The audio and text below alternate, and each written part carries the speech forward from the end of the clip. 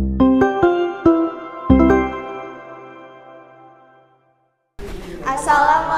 warahmatullahi wabarakatuh.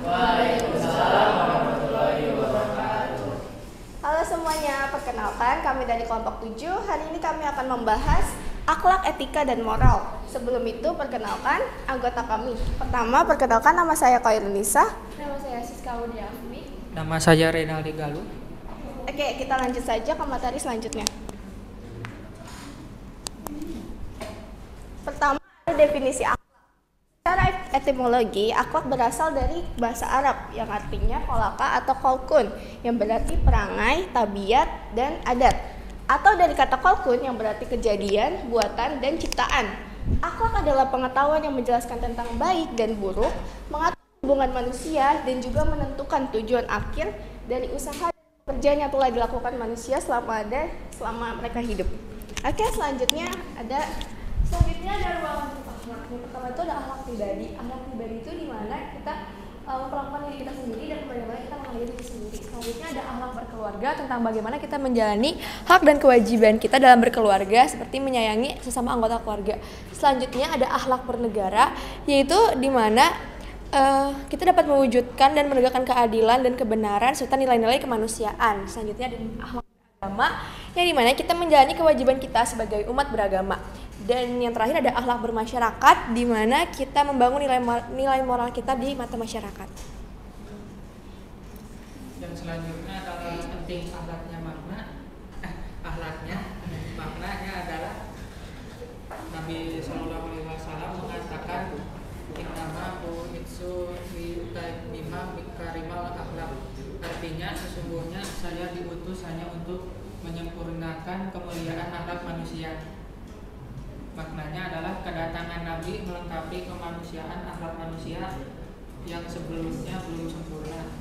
Inti dari ajaran Islam yang sesungguhnya adalah kemuliaan akhlak. Misi beliau yang utama adalah perbaikan akhlak, penyempurnaan budi, pekerti yang mudah, al-akhlak karinat. Selanjutnya adalah hubungan tasawuf dan akhlak. Pertama, kita akan membahas tasawuf. Tasawuf itu adalah proses pendekatan diri kepada Allah dengan cara menyucikan hati kita sehingga kita dapat dekat dengan Allah. Kemudian ada akhlak. Akhlak itu adalah gambaran hati, yang mana dari hati kita itu timbul perbuatan-perbuatan yang baik atau akhlakul karimah. Nah, jadi apa sih hubungan tasawuf dan akhlak? Hubungan mereka ini yaitu mana nilai baik dan nilai buruk melalui pendekatan keilmuan, dan contohnya tuh kayak keteladanan dan kebiasaan tokoh-tokoh teladan sehingga kita mengikuti mereka. Kalau tasawuf itu menerangkan bagaimana cara mensucikan hati. Setelah hati kita suci, maka timbullah perbuatan-perbuatan yang baik atau akhlak al-karimah. Selanjutnya ada aktualisasi akhlak dalam kehidupan. Aktualisasi akhlak adalah bagaimana seseorang dapat mengimplementasikan iman yang dimilikinya dan mengaplikasikannya di seluruh aspek kehidupan. Nah, ada contoh akhlak terhadap Allah, yaitu seperti mentauhidkan Allah, berzikir kepada Allah, berdoa hanya kepada Allah, bertawakal kepada Allah, dan selalu berhusnuzon kepada Allah. Selanjutnya ada akhlak terhadap Rasulullah, di mana kita selalu mengikuti dan menjalankan sunnah Rasul dan selalu bersalawat kepadanya. Dan ada pun akhlak terhadap diri sendiri, contohnya seperti memiliki sikap sabar, sikap syukur, sikap tawadu, dan bertaubat. Selanjutnya adalah aktualisasi akhlak dalam kehidupan. Yang pertama adalah akhlak terhadap sesama, contohnya adalah merajut ukhuwah atau persaudaraan. Yang kedua adalah ta'awun atau saling tolong menolong kepada sesama orang yang membutuhkan. Yang ketiga adalah suka memaafkan kesalahan orang lain dan tidak mengemudikan masalah yang kecil. Yang keempat adalah berempati kasih. Poin yang kedua adalah akhlak terhadap sesama makhluk. Tafakur atau berpikir atau berkontemplasi terhadap hal yang pernah kita lakukan untuk menjadi pelajaran ke depan. Yang kedua adalah memanfaatkan alam sebagai bahan pelajaran. Ini ada beberapa upaya mengubah kebiasaan yang buruk menurut Profesor Dr. Ahmad Amin. Yang pertama, menyadari perbuatan buruk dan tidak mengulanginya. Jangan sekali-kali mencoba perbuatan buruk lagi ya guys. Kemudian ada berusaha untuk tetap dalam keadaan yang baik. Selanjutnya ada menghindarkan diri dari segala yang menyebabkan kebiasaan kebiasaan buruk itu terulang. Yang terakhir adalah mencari waktu yang baik untuk mengubah kebiasaan itu dan mewujudkan tekad yang kuat untuk mengubahnya. Jadi kalau udah niat berubah, jangan balik lagi untuk melakukan perbuatan yang buruk. Oke, selanjutnya. Secara etimologi menurut bahasa Yunani kuno yaitu adat atau kebiasaan baik. Nah, etika itu sebuah peranata perilaku seseorang atau kelompok yang tersusun dari suatu sistem nilai atau norma yang diambil dari gejala-gejala alamiah masyarakat dari kelompok tertentu. Ruang lingkup etika termasuk adalah etika menganalisis sejarah dalam sekian tidak sedikit aliran lama dan baru tentang perbuatan manusia. Etika membedakan dan menuturkan mana yang baik dan mana yang buruk. Etika memperoleh persetujuan tentang cara dan kiat mengukur nilai baik dan buruk suatu pekerjaan. Etika mengajarkan teknik-teknik yang ditempuh juga untuk meningkatkan budi pekerti ke jenjang kemuliaan. Etika menyelidiki faktor hal urgen yang mencetak, memenuhi, dan mendorong lahirnya tingkah laku manusia. Etika menegaskan arti dan tujuan yang sebenarnya sehingga dapat mengerjakan kebiasaan yang baik dan menjauhi segala kelakuan yang buruk dalam manusia. Selanjutnya ada aktualisasi etika dalam kehidupan sehari-hari. Yang paling mudah itu tidak memandang rendah orang lain, menghargai perbedaan pendapat. Selanjutnya ada salim atau menyapa. Ini kadang mungkin ada yang melupakan kebiasaan ini ya, padahal itu wajib. Selanjutnya ada mengucapkan salam ketika memasuki ruangan. Jadi jangan langsung main masuk aja gitu. Itu tidak baik ya. Selanjutnya ada menunjukkan sikap hormat kepada orang lain, khususnya orang yang lebih tua. Selanjutnya yaitu ada moral. Moral berasal dari kata Latin mos dan mores yang berarti cara hidup. Moral adalah tindakan manusia sesuai dengan ide umum masyarakat yang baik dan wajar. Ruang lingkup moral adalah berbagai menjadi tiga, yaitu moral kepada Tuhan Yang Maha Esa. Yang kedua adalah moral terhadap diri sendiri. Yang terakhir adalah moral terhadap sesama manusia. Moral lebih mengacu kepada suatu nilai hidup yang dilaksanakan atau diberlakukan oleh masyarakat. Nilai atau sistem tersebut diyakini oleh masyarakat sebagai yang akan membuat harapan munculnya kebahagiaan dan ketentraman. Nilai-nilai tersebut ada yang berkaitan dengan perasaan wajib, rasional, berlaku umum, dan kebebasan yang akan memunculkan rasa kesadaran diri pada suatu orang agar bisa mempelajari moral. Ada aktualisasi moral. Yang pertama adalah berbicara pelan di hadapan orang yang lebih tua, tidak membuat keributan. Selanjutnya jujur dan bertanggung jawab, membuang sampah di tempatnya. Ini hal kecil yang sering dilupakan juga ya. Kemudian ada menghormati tetangga yang berbeda agama. Dan terakhir adalah bilang permisi ketika melewati sekelompok orang. Selanjutnya itu ada persamaan akhlak, etika, dan moral. Berkaitan dengan nilai baik atau buruk, benar atau salah, patut atau tidak patut, merujuk pada ajaran atau gambaran tentang perbuatan, tingkah laku, sifat, dan sikap seseorang. Merupakan prinsip atau gaya hidup manusia untuk melakukan martabat dan sifat kemanusiaannya. Apabila dilihat dari fungsi peranannya, dapat dikatakan bahwa akhlak, etika, dan moral sama, yaitu menentukan hukum atau nilai dari suatu perbuatan yang dilakukan manusia untuk ditentukan baik dan buruknya. Perbedaan akhlak, etika, dan moral yaitu yang pertama sumber Al-Quran berdasarkan sunnah Rasulullah. Daya hidup dan etika daya pikir manusia. Moral adat atau kebiasaan masyarakat dan daerah tertentu. Sifatnya tetap berlaku, alat sifatnya tetap berlaku selamanya. Etika bersifat sementara, moral bersifat sementara pada sebagian daerah tertentu. Sanksi yang berkaitan dengan akhirat, etika sanksi dunia, moral sanksi sosial seperti diucilkan oleh masyarakat. Keselarasan dengan zaman, akhlak adaptif terus bisa menyesuaikan dengan zaman dan tidak ketinggalan. Etika berubah-ubah mengikuti perkembangan zaman, moral berubah-ubah mengikuti perkembangan zaman juga. Selanjutnya ada dari moral yang terjadi di lingkungan sekitar kita. Yang pertama itu ada cyberbullying. Cyberbullying itu adalah bully yang dilakukan di media sosial. Yang kedua adalah berkata kasar. Ini mungkin sudah umum ya di kita karena hampir semua remaja Bahkan anak kecil zaman sekarang tuh suka banget ngomong kata kasar. Mungkin bisa dilakukan pembiasaan untuk berkata yang baik sehingga tidak lagi berkata kasar. Kemudian ada pornografi. Keempat itu ada narkotika. Yang kelima tawuran. Kemudian pergaulan bebas. Yang terakhir ada ketidaksopanan terhadap orang yang lebih tua. Kemudian ada faktor kemerosotan akhlak, etika, dan moral. Yang pertama yaitu memudarnya kualitas keimanan. Kemudian kemajuan teknologi yang tidak dimanfaatkan dengan baik sehingga memberikan dampak negatif.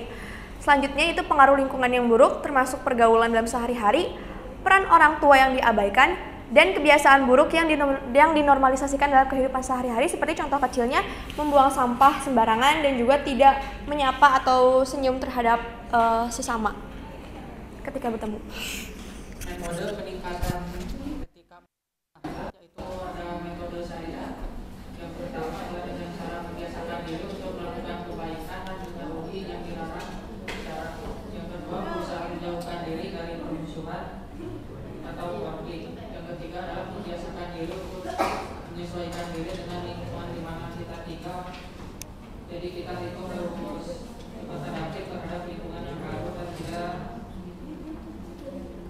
tertinggal di masyarakat. Metode pengembangan diri yaitu berupaya meneladani perbuatan-perbuatan terpuji dari pribadi-pribadi yang ditemui. Yang kedua membiasakan konsisten untuk melakukan kebiasaan-kebiasaan terpuji dan menghilangkan sifat-sifat tercela yang ada pada diri. Yang ketiga adalah berusaha meningkatkan potensi-potensi baik yang ada pada diri untuk menjadi pribadi yang lebih baik. Ada yang ingin bertanya? Kalau mungkin bisa dijelaskan peranan etika dalam menjaga kualitas diri dan menciptakan pribadi yang bermoral.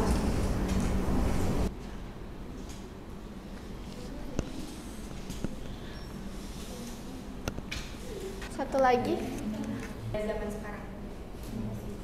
Nilai peranan etika dalam kepribadian kita sikap baik. Kenapa? Karena dengan kita bersikap baik Dapat mengatur setiap perilaku manusia sehingga bisa saling menghargai satu sama lain dan menciptakan kedamaian antar satu sama lain di lingkungan sekitar kita. Dengan pribadi yang baik juga kita akan lebih dihargai oleh orang lain dan orang lain pun akan menghormati kita. Bukan dalam arti kayak menghormati yang antara bawahan dan atasan, tapi antar sesama individu. Iya, jadi seperti itu. Iya. Ya, untuk izin menjawab pertanyaan Marina, kenapa akhlak sangat penting di zaman sekarang? Penting banget ya, di zaman manapun juga akhlak tuh pasti penting. Karena kan dengan adanya akhlak itu kita kayak bisa mengatur keharmonisan antar sama manusia, terus kita juga bisa menghindari konflik. Pokoknya kayak membangun suasana yang tentram dan harmonis gitu. Iya. Sesuai juga dengan pengertian yang akhlak pertama itu. Akhlak kan mengatur kehidupan manusia dan juga menentukan baik dan buruk. Jadi bisa dianggap tuh akhlak seperti pedoman kita untuk berbuat baik. Oke, next. Oh ya, kita di sini ada kuis. Itu kodenya udah ada di grup ya.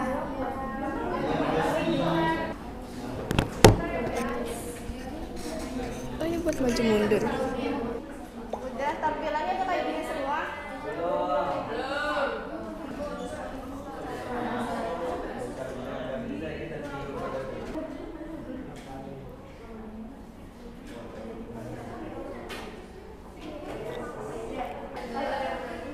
Kita mulai ya. 1, 2, 3. Enggak.